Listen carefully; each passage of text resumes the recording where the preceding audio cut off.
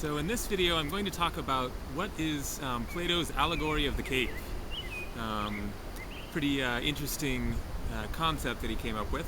I took a philosophy class, a few philosophy classes back in college, and that was one of the things that we discussed.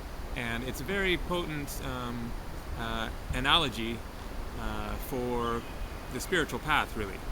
So the allegory of the cave is that imagine that there are a couple of guys who their entire life has been lived inside of a cave, and they've been chained to a post, tied to a post, facing the cave wall, and behind them a fire, like a campfire, has been going this whole time. So, pardon the breeze here.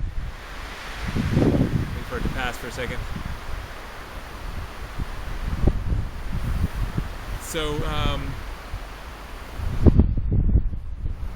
So these guys have been raised their entire lives, chained to a post, watching a cave wall, and seeing the shadows from the fire behind them. They can't even see the fire. The fire is behind them. Maybe they hear it a little bit, and they just see these shadows flickering on the cave wall. And that is the only reality that they know. And so imagine the shock and the surprise that would come about if, after being grown up to adulthood, and then somehow one of them manages to unshackle themselves and turns around and sees the flames of this campfire roaring away for the first time, having only seen the shadows from this light this whole time, and that is the only reality that they've ever known.